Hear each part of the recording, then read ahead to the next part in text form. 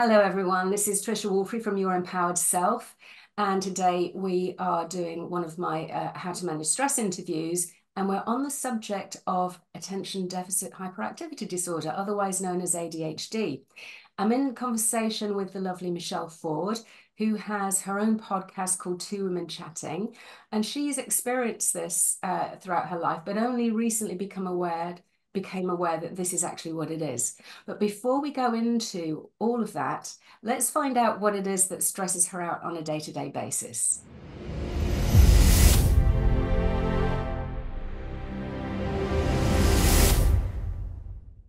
What stresses me out? What doesn't stress me out? I'm a midlife woman. I'm juggling everything. So life just generally stresses me out. But I will talk about in a minute how the ADHD does relate to that and magnify it in a lot of ways. I Yeah. think time management is one of my worst attributes. And just getting on this call this morning, I've already messed up this morning because I did Pilates. I thought I started at 8:30. I arrive at 8:30. I see all the windows are shut at my Pilates instructor's house, and I realize it's a 9 o'clock lesson, and I've got you at 10:15. So I'm thinking, no, I can do this. I can do this. I end up leaving her house at 9:40. Bearing in mind, this is now 35 minutes, and I've got at least a 15-minute journey to get here. And I'm wearing Pilates stuff, and I haven't had breakfast, and I haven't got any makeup on, and I haven't set up my computer. But in my ADHD brain, I'm thinking, I got this, I got this. And I actually did. I had 3 minutes to spare. So that's a win. But yes, it stresses me out because so often I will be up against it and I never leave myself enough time. So if I could give myself the gift of time management, I think I would see an awful lot of stress leave my Yeah. body. It's interesting because a lot of people suffer from this. And I think it's part of our world now where everything runs at such a pace. But there are people who suffer with it greatly. And in fact, ADHD, there are three types. There's the people who are inattentive and have difficulty focusing. Then there are people who are impulsive and hyperactive. And then there are people with a bit of everything. So I don't know which of those categories you'll fall into. And annoyingly, for people who suffer this, the reasons are not really understood, although it can be it can run in families. So the presumption there is that it's genetic. It is thought that environment can have an impact. It is thought that stress has an impact. So you will go into whether stress makes it worse for you or not. So there are things that make it better or worse. So what we're going to do today is kind of explore it a little bit more and how you relate to it and so on and so forth, because it's quite a complicated subject for a little interview, a conversation, not an interview. What I will do, I'm going to do an article on this. I thought this is way too big to cover what's useful for people who struggle in different ways, because not everybody is the same. So let's start then. Perhaps start with how you became aware that this is what it was. So this was actually very interesting, and it came about because of my podcast. So about 2 years ago, shortly after I started this, my daughter, who was 23, living in California at the time, we suggested that, the symptoms were mounting up. We suggested that maybe she goes and gets tested professionally to see if she had ADHD. I mean, she's always had a classic ADHD child, but this is 20 years ago, and people didn't talk about it in quite the same way. And girls mask a lot of their symptoms, but certainly she was the classic kid that would come home without a piece of her uniform almost every day. As she got older, I would find that there were notes that I missed and things that she didn't tell me, or things that she would lie about, not because she was a liar, but because that short-term memory aspect of ADHD sometimes made it easier to say, yes, yeah, I cleaned my teeth, because she's already forgotten that she didn't even go to the bathroom that morning. So yes, she was 23. I got an expert in to interview on the show. And as I'm interviewing this expert, it's like a veil came down. I can't believe that I was in my 50s. And for all of that time, I never thought for a second that I had ADHD because all I could see was my daughter's characteristics and constraints and symptoms. And as this woman was speaking, I'm like literally gobs. It was one of those aha moments. Yeah. So didn't do it. And then it was a wonderful thing for me as well, because when I realized that what Flissy had was ADHD, instead of being the critical parent that feels like they're constantly mopping up her mistakes, constantly helicoptering around, have you done this? Have you done that? Have you answered that? Have you done your homework? I thought to myself, my goodness, this kid during COVID, she was in university in California. She lived away from me. We only had contact through Zoom. She was 21. She managed to graduate from college without any ADHD medicine, handling that all on her own and being away from home in another country. I have so much respect for that girl now. And it has helped me understand her so much. But then I didn't do anything about it because I thought I was managing pretty well. Like, I'm 50. Why do I need to be properly diagnosed now? I've handled this for, 50 odd years. But I have to say, menopause has really played a part in exacerbating my symptoms. And at 51, 52, I thought, well, this is crazy. I used to be better at handling multiple projects, doing more stuff, being more focused when the kids were still at home. But I think needs must, right? And as I started going through menopause, I forget to, like today I forgot to eat breakfast and I knew I was coming on here with you. So I grabbed a teaspoon of strawberry jam to keep me going. Oh I'm my, feral. I could literally be feral if I like don't a have to look 5-year-old.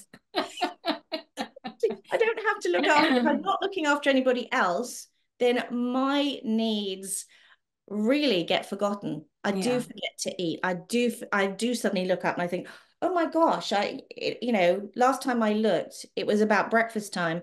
Now it's 2 o'clock. And Mm. also now I'm really exhausted and I need a nap. So Yeah.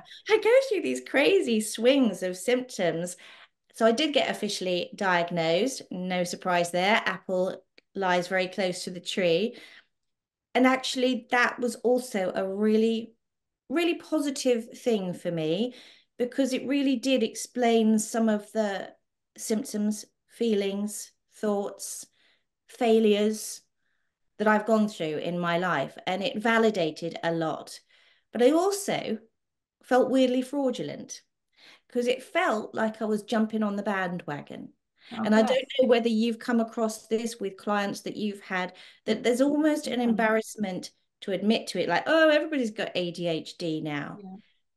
But we are that forgotten generation. Neurodiversity wasn't the thing it was now, and it was understood and recognized and even applauded for the superpower that some of ADHD can bring.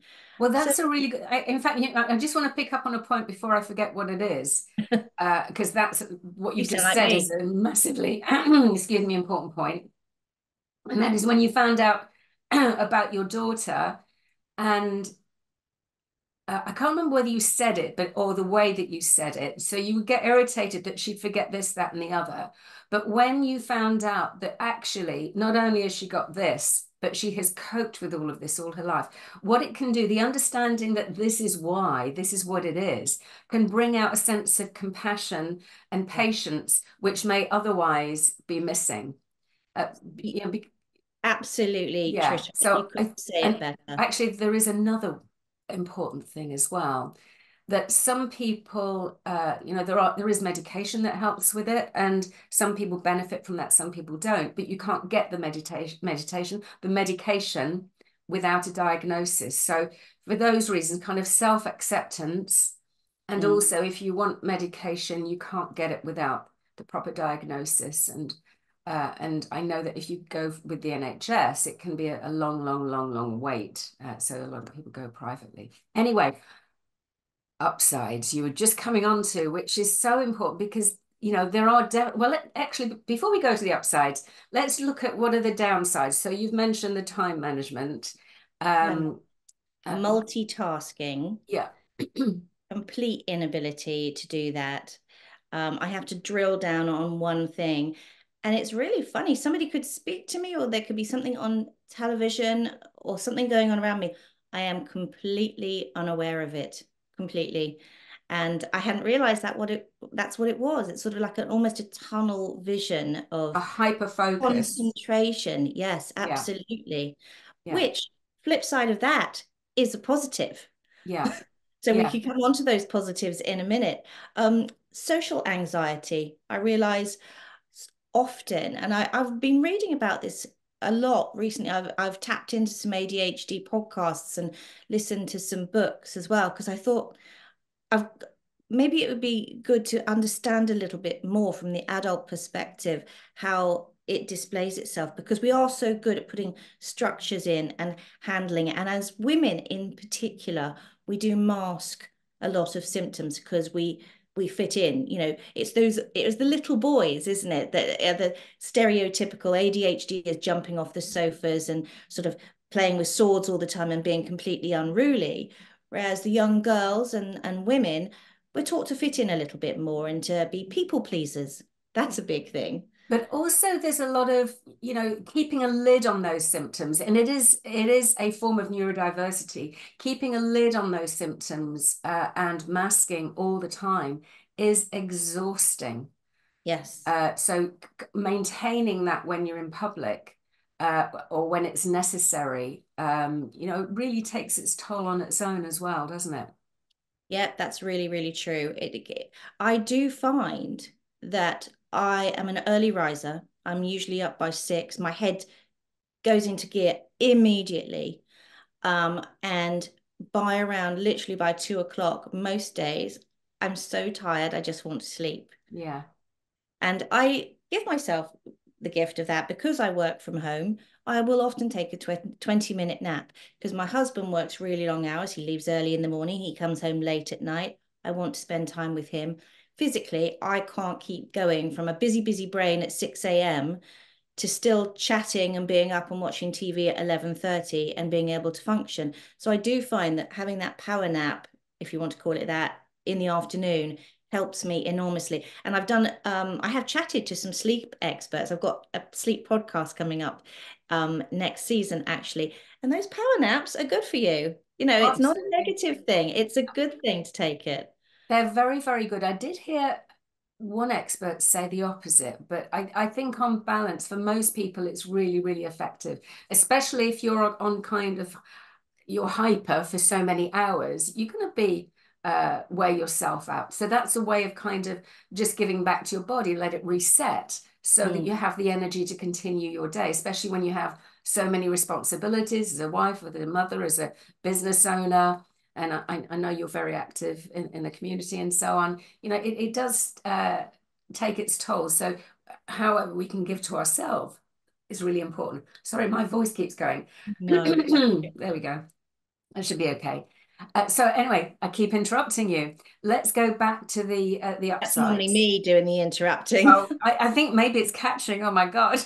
I don't normally interrupt, actually. Oh God. It's a Maybe it conversation. started. Okay, so let's have a look at some of the upsides or the way you Okay. experience them.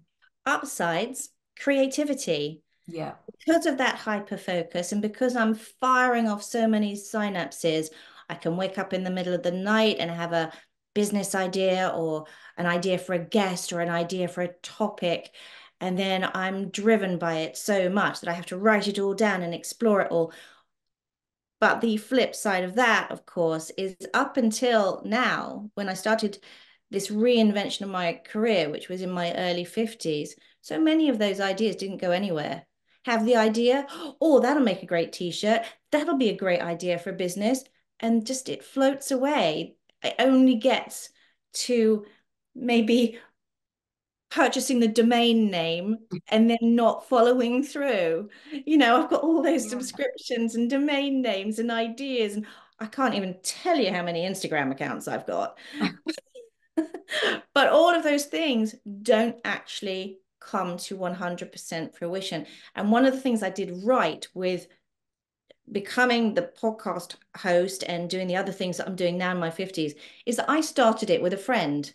So I started it with my friend Liz, who lives just over there, actually. She's now not on the podcast, but by doing it with a friend or a colleague or, whatever you want to call it, a co-host, I became accountable.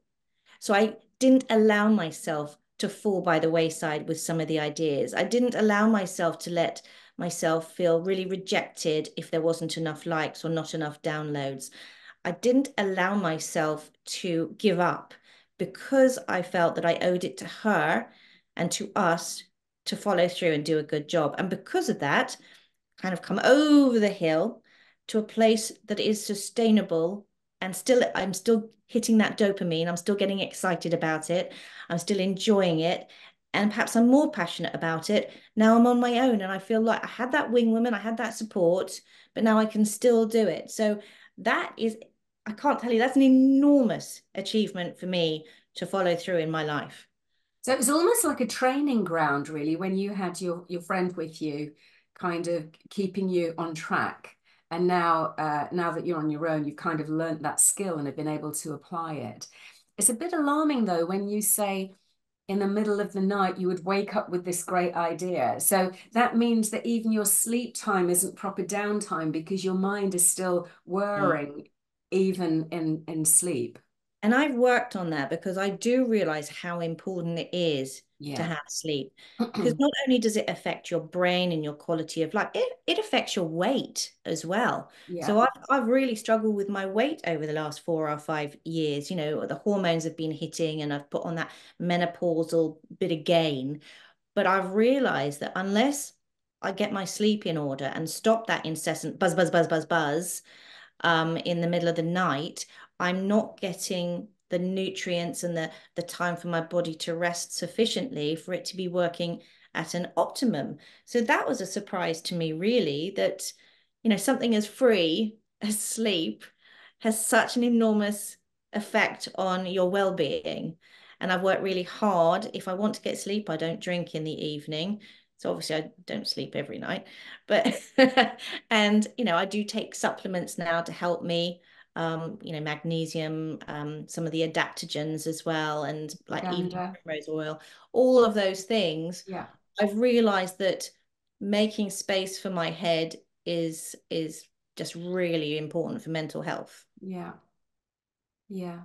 And just coming back to the link with weight, while we sleep, our body is detoxing. The liver is actually working to detox. So if it's constantly being interrupted with great ideas, or has too much alcohol to detox, for example, it really makes us feel very sluggish in the morning. So if people are waking up sluggish, it's often to do with the liver has had to work really, really hard. And so part of what helps that is good quality sleep. Yeah. I'll tell you what has also helped me with ADHD, is being over 50. If I can use it, I think I mentioned to you when I first met you, it's that effort filter. I don't feel like I have to be quite the people pleaser I used to be. And flipping back to the podcast, one of the reasons I was up so much firing off ideas was because the production team that we went to start with insisted that if you're going to have a podcast that works, you need 152 weeks of the year. You need a podcast that comes out every week. And I'm like, oh, okay. Well, if you say so, that's what we'll do. And all I was doing was chasing my tail every week, get a guest, do the production, write the script, do the recording, start again, promote it, record it, find the talent. And so I like even now, just saying that, it makes me go, but these were kids. These were like in their 20s. Maybe they've got a lot of energy. Maybe they know what they're talking about. Maybe they don't. But in the end, my 55-year-old mature self said, no, this does not work for me.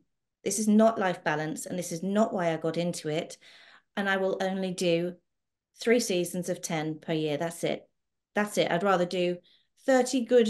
I mean, you do great podcasts. I'm sure you would rather do 30 great podcasts than 50 pretty average. Why bother putting them out kind of Yeah, I podcasts? think, this kind of race to get things done and to meet other people's matrix takes all the joy. So the reason I do this, and I think you're a bit the same, I do this to help people. I'm not a production machine. I sometimes don't do anything for a couple of months because I haven't found anything that I want to do. And then we met and I said, oh, are you saying about your ADHD? I thought, oh, do you want to be a guest on mine? So it's if I'm inspired by somebody or a subject that I do it. And then the passion comes out. But if you're having to meet these targets, then there's no passion. It's just a production line. It's a And fun sponge. yeah, Just get rid of all the fun. yeah. So because you are lively, you got great energy about you, great aura as well. So you need to kind of do what you can to keep that. And that meeting other people's matrix isn't what it's about. So you've mentioned sleep is really helpful. What are the other things that you do to help yourself? Lists and lists within lists, Yeah, and probably about 30 notebooks. I'm so classic, aren't I? No, I find that I have a list on my phone.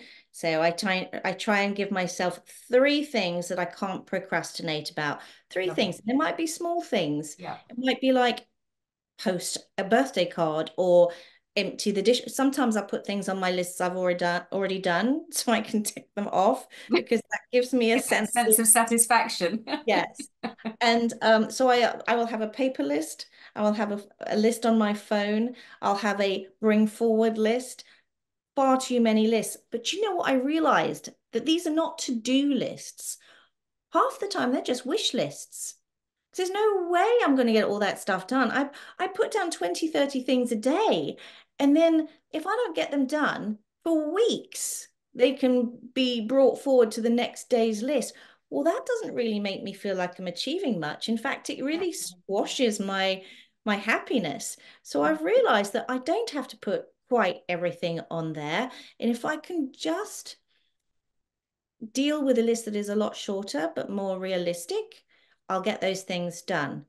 And Yeah. obviously, things like accounts, invoices, bookkeeping, they will be on a list I will never, ever look at. I do a lot of work helping people with time management. And one of the things that because I used to do that, I used to have this list that became like really it became like a book, not a list, because I would put all of my ideas and I have and maybe I do have ADHD. I have lots of ideas too. And I thought, like you, oh, this is feeling so heavy, I'm never going to get down to it. So what I've done is I call it my Sunday list or my ideas list. And then when I'm running out of ideas, which doesn't happen, I know that it's safely there and I don't have to have it blocking my thought processes or my peace of mind. It's safe, it's there. And then you've got the today list, and then you've got the so for me, I don't like accounts either. But having it like as a reminder on the today list so I never forget that I have to do it because I was late once on paying HMRC and it's because I just forgotten they don't send reminders anymore or something. I couldn't believe Mm, that. So I mm. got I got fined, which I hate doing that. So I thought, right, that has got to go on my never going to forget list, which is Never the going to today forget. list, really. Yeah. So it's a permanent Trisha, feature. I hate to tell Yes. you this, but you're a bit like me. I know. Well, I'm thinking that. I thought, oh You might have to do an my. online test after this chat.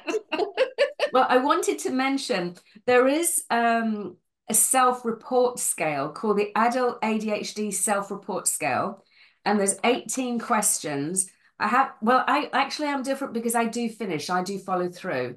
So I have lots of ideas and I follow through. So I would say that's a superpower because not many people can do that. But I do have loads of ideas and it is quite exhausting.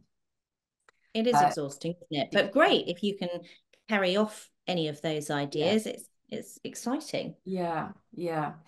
So lists. I came across something yesterday, actually. I was checking something out and I thought, oh, what is that thing called? I think it's called Pomodoro or something like that. And I thought, I bet there's an app. So there's this app, and I'm not recommending it because I don't know it. It might have some hideous something underlying it, but um, basically you can tie. So a lot of the problem is sticking to something. But if you time yourself, right, I'm going to do this. I'm going to do it for, say, 30 minutes, and then I'm going to take a 5-minute break.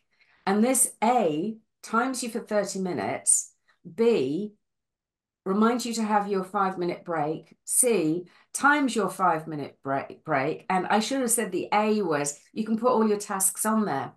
So it was Right. really neat. And I think anything like that that kind of helps you, because I think there is something called time blindness where you just time flies away, you don't even know. So your daughter, when she said, yes, I did brush my teeth, I bet she was remembering brushing it the day before and thought Yes. that that also applied to today. Well, one thing I read, which I thought was really interesting for a lot of ADHD people, because we have such incredibly short-term memory, we can remember long-term things much better. But a scientist has realized that, if you put your keys down, and, ADHD is always lose stuff. I'm losing stuff all day, every day. I try and always put it in the same place, but that's not always possible. So one of the reasons behind that thinking is that if you put your keys down on the sofa instead of in the bowl next to the door when you come in through the door, your thought process isn't long enough it has to be some fractions of seconds for it to lodge in your head. So therefore, it hasn't really happened. You don't have that memory of you put your keys in your bag instead of in the bowl by the front door, because your mind is working so fast onto the next thing, onto the next thing, onto the next thing, that it genuinely has no recollection of ever putting the keys in the wrong place. And I thought that was quite interesting, actually. Yeah, yeah. So it is interesting, and there are lots of strategies. So when I do my article, which I will link as well, there are lots of strategies to help all of this. So because it's a form of neurodiversity, it means it's the way that your brain is wired, but it doesn't mean you have to just accept this is what's going to happen all the time. There are things that you can do to make life easier. So good rest, to-do lists. Have you got a couple more maybe? I don't Oh, want to put you on the absolutely. spot. Yeah, Routine yeah, yeah, important. Or habit stacking. So if you always forget to drink water, like I do, one thing I've done is I've put an app on my phone which reminds me on the hour on my watch, don't forget to drink water. Or I will always put a glass in the same place in the kitchen so I know that I've got to fill it when I pass it. So it's the small things that don't yeah, encroach on my day, but I can do in passing, yeah. but benefits me during the day. Forgetting things. That's I do that all the time. There was something I was wanting to say to you that I've completely forgot. Oh, I know. Setting the timers. As you suggested, I did this thing exactly as you suggested yesterday. And one thing that I am well known for is being really, really messy. I'm like a swan, above in the kitchen. If anybody comes into my house, everybody will think, "Oh, gosh, it's always so neat and tidy." You should see the drawers. You should see my bedroom floor. My husband has the most patience in the world because there's never a hanger that ever gets used twice. But my clothes live on chairs, floors. I'll leave a suitcase in there for a week after I get home from a holiday because that's boring. So I'm always chasing dopamine. If it's a boring task, I can procrastinate and ignore that. And eventually, I don't even see it. He says nothing. He's an absolute gem. I couldn't live with me. I think I'd be awful to live with. I really am. I'm so chaotic. But yesterday, I thought, oh gosh, there's no Wimbledon. What's happened to my life? What am I going to do? I mean, normally I'm really on the run, but I thought I'm going to set a timer because our guest bedroom, my daughter's bedroom actually, is just full of laundry that is folded and not put away. So I'm going to set myself a half-hour timer, and I'm going to reward myself with a cup of tea and a slice of cake when I finished it. So Yeah, that timer, no, it's a limited amount of time, and that reward at the end of yes, it is yeah, enough to get me to the end. And sure enough, I didn't do more than half an hour, but I cleared up so many clothes and I felt so good yeah. at the end. It's such a small thing, but my It, head it, felt lighter. I felt good about myself. And I'm wagging Laura. my tail when my husband comes home from work. I said, look in the bedroom. Look in the bedroom. It's really tidy. How sad is that? Another I'm a reward. 4-year-old. Yeah, I think that so I did some coaching with somebody yesterday, and that was one of my tips. because she said it's so boring. I hate doing that. It's such a stupid thing to have to do. She was literally saying like that. I said, okay, set yourself a time when you're going to do all the boring, stupid stuff for however long you can just about stand. Not too long, not too short. So if it's 15 minutes, 30 minutes, or even 5 minutes, Yeah. and then do something you enjoy that is not boring or stupid. And that is your reward. You're not allowed to do that until you've done this. And you will get like you got that kind of buzz. That's that different way of getting you dopamine. That and also your husband saying, "Oh, well done. I'm so glad I married you." It's like a man who does the washing up. Like, what do you want, a medal? Yeah, just the washing up. But for me, I got a sense of achievement that I cleared away my clothes.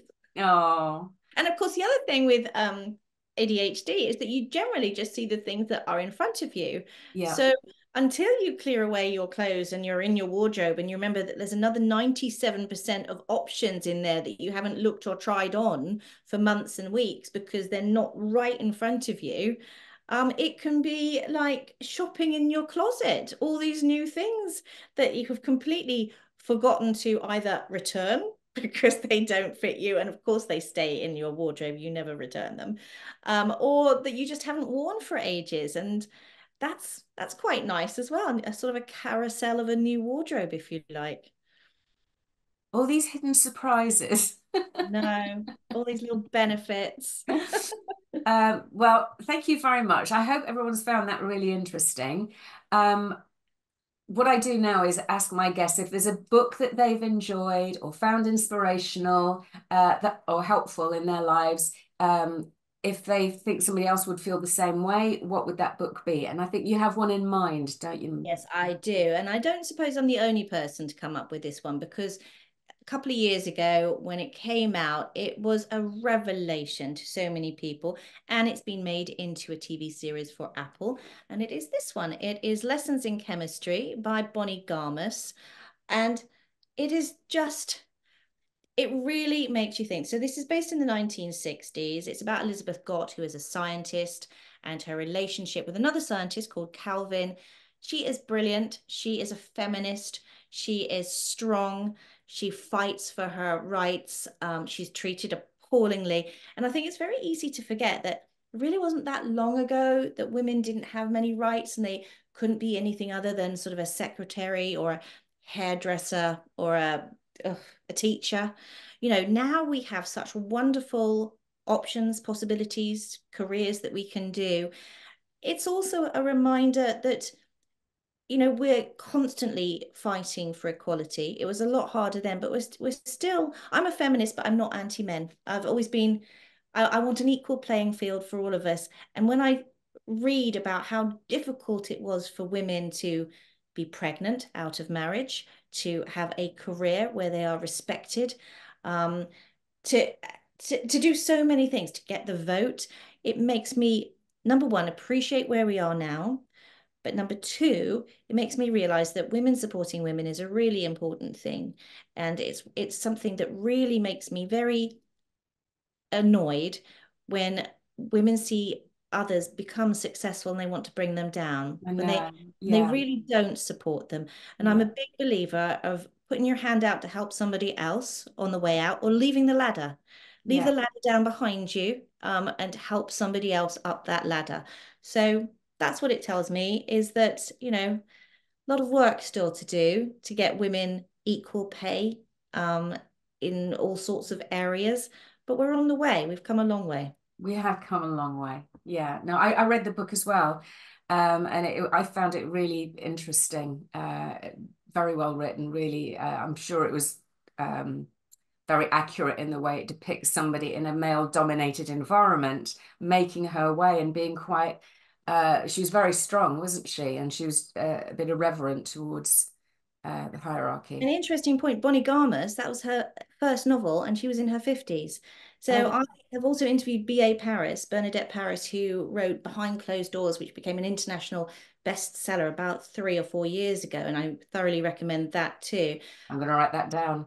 Behind Closed Doors. Oh my gosh, you'd love it. It's such a good book. Makes you look at everybody differently in couples. It's you just don't know what goes on behind closed doors. But what I will say is, in your 50s, if you want to write a book or reinvent yourself, when you're perhaps away from looking after children on a day-to-day basis, they're leaving the nest and you're perhaps lacking purpose, or perhaps it's time that you want to pursue a passion. Wow, we have lots of time in our life to start doing that, and we should do. And if you want to be a Bonnie Garmus or a B.A. Paris and write an international best-selling book, go for it. Yeah, I shall get that book. I adore books. It's my addiction, I think, is reading. That's a healthy addiction. Yeah, it is an addiction though. I tell myself I'm not going to buy any books until I've read these, and then I just so let's see if I can manage not to buy this book until I'm ready for a new I bet book. you have an ongoing list, don't you, of all these you It's a want big to list. read. Anyway, thank you so much, Michelle. I do hope everybody has enjoyed this chat as much as I do. I have, sorry. There's lots of information here for you, so you might want to save it and come back to it time and again. I will link my article, which I will write today and tomorrow, so that there's more information on there. And do please like, comment, and share. You never know, this might land at just the right time for somebody. Take care now.